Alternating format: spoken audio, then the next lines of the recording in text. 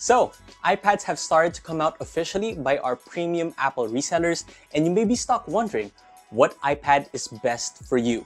Is it the new iPad Pro M4? Is it the new iPad Air M2? Or maybe just the regular iPad 10th generation? In this video, we'll cover the differences among the iPads and see which iPad is best for you. This is the Filipino Buyer's Guide for iPads. Now, I'm not going to cover every single difference, but I will cover all the major ones. And speaking of cover, I do want to share what's covering my iPad Pro M4, and that is the Pitaka Mag Easy Folio 2. More about this folio later in the video. Let's start with what I think the biggest difference is: the screens. So all three iPads have different screen technologies and features. The iPad Pro M4, being the most expensive, has the best looking display. First, it is a tandem OLED display, meaning its contrast levels, its black levels, brightness levels, and HDR capabilities are super good. Also, it has ProMotion, which is just a marketing term for 120Hz variable refresh rate, which in even simple words leads to super smooth scrolling. Also, its display has an anti-reflective coating, which you can only take advantage if you don't put a screen protector on. In terms of color, it can display a P3 color space, meaning it can produce more colors and your screen would look more alive. Finally, if you really hate glare, there's also an option for nano texture, but from people's experiences, it also reduces screen quality quite a bit. Now for the iPad Air M2, it is a step down from the Pro. First, it only has an LCD display, which means it doesn't get as contrasty as an OLED.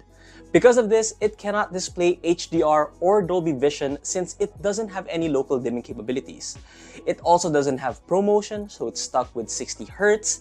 Now, the good thing is, the display still has an anti-reflective coating and can display a P3 color space just like the Pro. And finally, the iPad 10th Gen, it also has an LCD display just like the iPad Air, but it is not laminated and doesn't have any anti-reflective coating. So what laminated means is that the LCD itself is not stuck together with the glass, and you can actually see that there is an air gap between the screen itself and the glass. In human terms, what happens is that this leads to a more reflective display and poorer viewing angles, so visibility is not the best.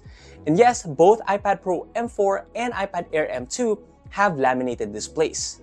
Another difference is the iPad 10 can only display sRGB colors, so it's not going to be as vibrant as the more expensive models. It's also just 60 Hz and not capable of HDR. So depending on the type of person you are, I think there is a clear preference for screens. If you are techie and a screen snob just like me, and you have a big budget, go for the iPad Pro M4. The OLED display is just beautiful and watching movies is a blast. But if your budget is limited but you still want a great screen, the iPad Air is for you.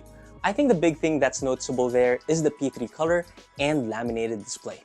Now, if you're not techie and just wants a bigger screen to watch content or write notes, and to be honest, if you can't really tell the differences among the screens, then just go with the iPad 10th Gen. It's very far from the worst screens from Android tablets, so you're absolutely still good there. And to ensure you're taking advantage of your iPad screen, you will need a folio case versatile enough to prop up your iPad however you like. And Pitaka's Mag Easy Folio 2 will help you do that. First, the folio's front cover can help you stand the iPad Pro in 4 different ways. You can fold it outward so you can watch videos hands-free, and then you can turn your iPad around to portrait mode to view documents hands-free as well. Then you can fold the cover inward so you can go to sketch mode, or turn it around 180 so you can easily transition to using your iPad as a second screen to your Mac. Now, what I love about this folio is that it keeps your iPad looking sleek and thin. It's also built with many magnets so it easily snaps into place, including the front cover when you hold it into a stand. Now, the folio case also has a magnetic strap to keep your Apple Pencil in place, which can also be magnetized to the back when you don't need it, or can be hidden inside. There is a space there where the strap can be stored. Other features include auto sleep and wake, an internal microfiber to protect your iPad, and it is made with PU leather, offering great texture and grip. Pitaka's Mag Easy Folio 2 is available on Lazada, Shopee, and TikTok, and for the first time, it's also available to buy in-store on select Switch branches. I will leave the links and details in the description below. This is a really great folio case and I can't wait for you to try it out. The next big difference among the three iPads is the processor. The iPad Pro M4 has, well, the M4 chip, and depending on the storage size you get, you can have a more powerful M4 chip. If you buy a 256 or 512GB iPad Pro, your M4 chip will have 9 cores composed of 3 performance cores and 6 efficiency cores and have 8GB of RAM. But if you get a 1TB or 2TB iPad Pro, you can have a 10-core M4 chip which will have 4 performance cores and 6 efficiency cores. It will also have 16GB of RAM. Now, both variants of the M4 have a 10-core GPU as well, ray tracing support, and a dedicated media engine to encode and decode video formats such as H.264, HEVC, ProRes, ProRes RAW, and AV1. Now, on the iPad Air M2, that one has an 8-core CPU composed of 4 performance cores and 4 efficiency cores, a 9-core GPU, 8GB of RAM, as well as a media engine, but only supports H.264 and HEVC. And finally, on the iPad 10, you get the A14 chip, which, for reference, is the processor for the iPhone 12. That one has a 6-core CPU composed of 2 performance cores and 4 efficiency cores, a 4-core GPU, and 4GB of RAM. Alright, now if what I just said is alien language to you, let me translate it in human terms. So basically, if you're only going to watch content on YouTube or Netflix, the A14 is good enough. But if you're going to do some productivity apps in here like documents, spreadsheets, little video editing, then the iPad Air M2 is your best bet. Now, the iPad Pro M4 is really meant for people doing the bleeding edge of things. And to be honest, I don't even need the M4. If you need ray tracing or you need to encode and decode ProRes formats, decode AV1, then you will need the M4. And of course, if you want your iPad to be as future-proof as possible, M4 will be your best choice. Another difference among the iPads is the speakers. The iPad Pro M4 has 4 speakers and 4 mics, while the iPad Air M2 and iPad 10 have 2 speakers and 2 mics. Now, I wish it was that simple, but it's not, because there are bigger sizes on the iPad Pro and iPad Air. So, both the 13-inch and 11-inch iPad Pro have the same number of speakers, but the 13-inch has a bigger chassis, so it produces a bigger sound. And I experienced this firsthand since I had the 12.9-inch iPad Pro before, and now I have the 11-inch, and I can tell you the difference is very far. Same thing with the iPad Air, the 13-inch will have much better sound compared to the 11-inch. So essentially, if you want the best speaker quality, you'd want the 13-inch variant of the iPad Pro, but if you want something cheaper, then you'd want the 13-inch iPad Air. Then with the 11-inch tablets, the iPad Pro would be number 1, and the iPad Air and iPad 10 would be pretty much at the same level. Next, we have security. The iPad Pro M4 has Face ID, while the iPad Air M2 and iPad 10 have Touch ID. This one is pretty much straightforward, and personally, Touch ID does not work well with my fingers. I think I may have shallow fingerprints, so Touch ID always fails on me. So for me, going with the iPad Pro to get Face ID is a big preference. Next, we have the rear cameras. Now, I don't want to get too deep into cameras for iPad since I don't think anyone uses it as their main camera. But yes, the iPad Pro M4, it's more expensive, has the best camera feature set. It even has a sapphire lens cover just like the iPhones. For iPad Air M2, it's going to be as good as the Pro since it also has Smart HDR4, while the iPad 10 will have the worst one since it has the older Smart HDR3 technology. Same thing on the front camera. The iPad Pro and iPad Air have pretty much the same camera quality, except the iPad Pro has portrait mode since it has the Face ID sensors, and the iPad 10 is the worst. All of the front cams though are wide-angle sensors, so they can all do center stage. Next, for the connector, all iPads have USB-C, but they all have different capabilities. For the iPad Pro, it is a Thunderbolt USB 4 capable port, which means it can do data transfers of up to 40 gigabits per second. For the iPad Air, it is a USB 3 port, which means it can do up to 10 gigabits per second. And lastly, the iPad 10th Gen is only a USB 2.0 port, which means it can only do 480 megabits per second. The type of connector would only be relevant for you if you do a lot of data transfer. So if you have SSDs capable of 40 gigabits per second or Thunderbolt docks and you want to take advantage of that, then you're going to need the iPad Pro. Also, the iPad Pro and iPad Air can support an external display of up to 6K resolution at 60 Hz, while the iPad 10 can only do 4K at 30 Hz or 1080p at 60 Hz. As for the dimensions, the iPad Pro will be the thinnest and lightest compared to their same-sized peers.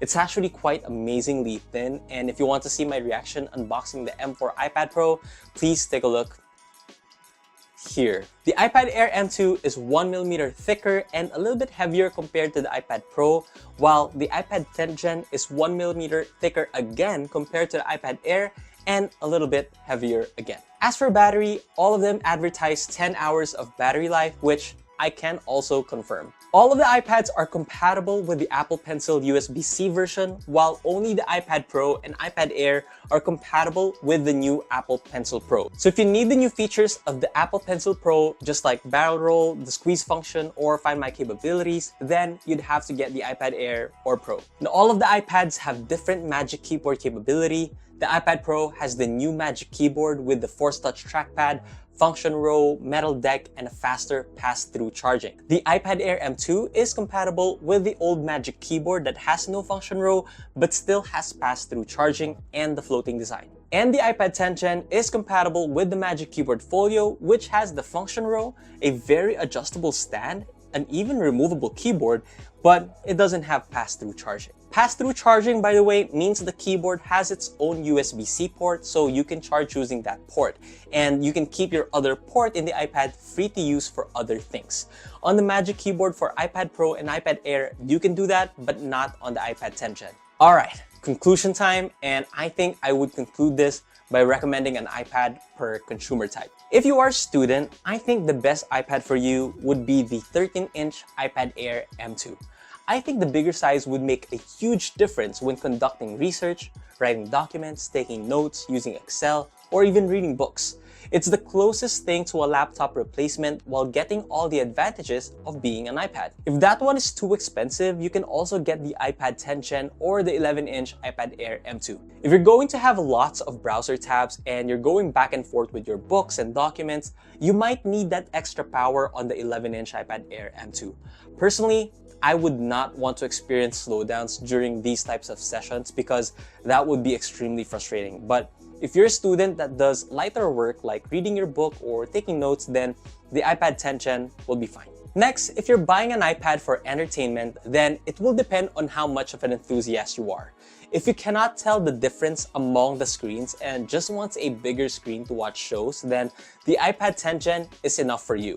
If you are a techie person though and can appreciate the differences among the screens, then you should definitely get the iPad Pro M4 or the iPad Air M2, depending on your budget. Because I am a tech nerd and I can absolutely tell the difference across the screens. I also really hate seeing gray-black bars whenever we're watching movies, so I'm so happy having an OLED iPad Pro M4. Also, if you're thinking 13-inch versus 11-inch, I would highly recommend the 11-inch instead since there's not really much of a big difference. This is because the bigger 13-inch display is actually bigger height-wise, just like this. So whenever you're watching movies, you're actually going to see more black bars and a slightly bigger picture. The speakers are amazing though on the 13-inch, but it doesn't really justify the bigger cost for me. Next, if you are a professional and you use an iPad to present to clients, then I would recommend the iPad Air at the minimum. The worst thing that can happen is a laggy iPad. First, it throws you off your game when presenting, and it's not a great customer experience. So here, you need to make sure that you have enough power and an amazing screen to show your presentations. Also, it's used for business, so it's much more justifiable to spend more money to make more money. Next, if you are a gamer, I'm not sure, maybe an iPad is not really the best device for you. You probably should get a gaming PC. But if you are to get an iPad, performance cascades pretty well per price point on the iPad for gaming, so depending on your games and your budget, you'll probably know which iPad is best for you. Next, if you are an artist or someone who draws, go for the iPad Air or Pro. I think having a better screen here and compatibility with the Apple Pencil Pro is a must. And if you really want that smooth writing experience and need promotion, go for the iPad Pro. And finally, if you are a photo editor or video editor, then the iPad Air or iPad Pro would be great for you. For photo editing, the iPad Air is adequate since it has the processor and screen to help you edit accurately. And for video editing, if you're only doing simple edits, the iPad Air M2 is enough. But if you're editing ProRes video and you really need every inch of power to do your work, then the iPad Pro M4 would be your best bet. Also, the M4 iPad Pro has Thunderbolt. If you need that, then you'd have to go with the Pro. Alright, I think this video is long enough, so if you have any more questions, please leave them in the comments below. I'll try to answer as much as I can, but if you also know the answers to some of the questions, please help me out in answering as well. Alright, if you enjoyed this video, please don't forget to drop a like and subscribe for more videos like this. Follow me on all my socials as well. Alright, thanks for watching. This is Marian, your technology friend, and I'll see you on my next video.